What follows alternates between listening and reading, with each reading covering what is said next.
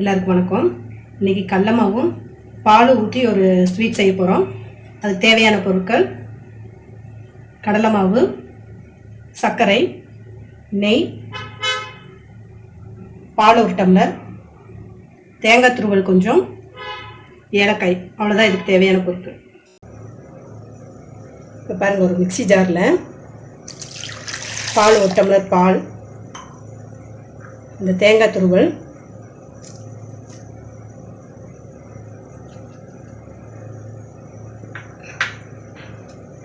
ஏலக்காய், ஒரு 1/4 ஸ்பூன் அளவுக்கு ஏலக்காய்.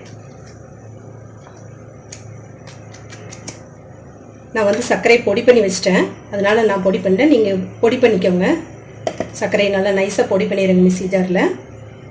இதை பறிச்சிட்டு வந்துடலாம். நம்ம இது கலக்கிறதெல்லாம் கலக்கிக்கலாம். இது இப்போ அடுப்பில் வைக்கல. இப்போ நான்ஸ்டிக் வடைச்சட்டி இல்லாட்டி இந்த மாதிரி வார்ப்பு வடைச்சட்டி இருந்துன்னு அதில் செய்யுங்க. அதான் கொஞ்சம் ஒட்டாமல் வரும். இப்போ கடல மாவு கொஞ்சம் சளிச்சுக்கலாம் அப்படியே அதுலேயே.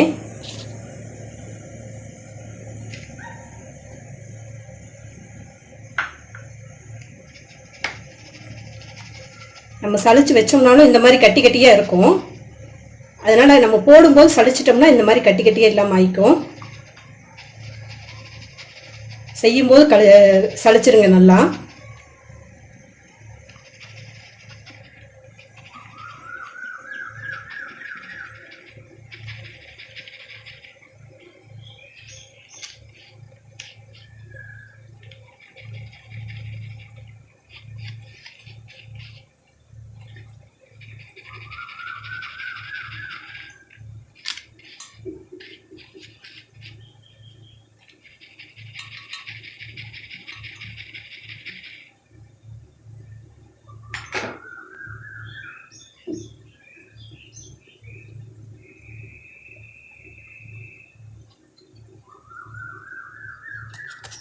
பாருங்கள், இப்போ 1 கப்பு நம்ம மாவு போட்டிருக்கோம்.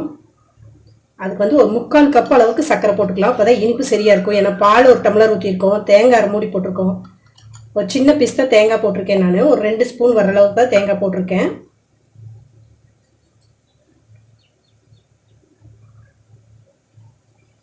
நெய் மட்டும் பாருங்கள், இதில் ஒரு 4-5 ஸ்பூன் வர அளவுக்கு அப்படியே ஊற்றிக்கலாம். நம்ம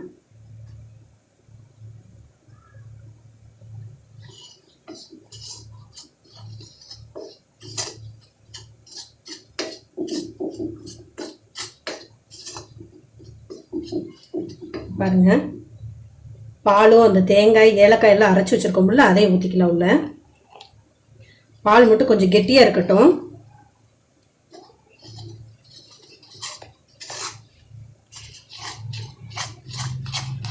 இது வந்து புருடு இல்லாமல் நல்லா கலக்கிக்கலாம்.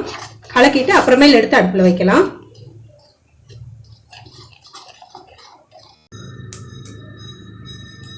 பாருங்க, இந்த வடைச்சட்டி அடுப்பில் வச்சிருக்கேன். இது எல்லாமே நம்ம கலக்கிட்டோம். இது வச்சுட்டு ஸ்பூன் வச்சு நல்லா கெட்டியாக கலக்கிட்டே இருந்தீங்கன்னா கெட்டியாயிரும். ரொம்ப நேரம் ஆகாது, ஒரு 5 நிமிஷம் தான் கெட்டியாயிரும்.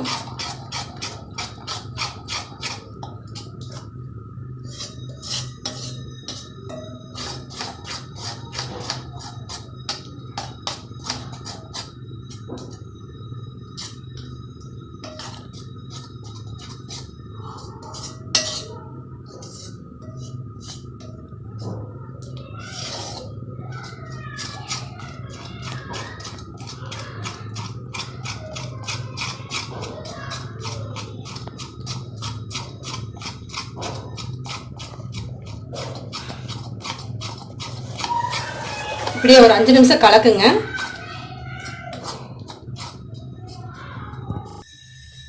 பாருங்க, இந்த அளவுக்கு கட்டியாக வந்துருச்சு. நம்ம வடைச்சட்டியில் ஒட்டாத அளவுக்கு வந்தோடனே நம்ம இப்போ கேஸ் ஆஃப் பண்ணிடலாம். அவ்வளோதான்.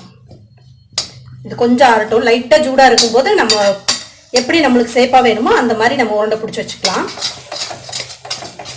சதுரமாக வேணுன்னா நீங்கள் பிளேட்டில் போட்டு கீட்டு போட்டுக்கலாம்.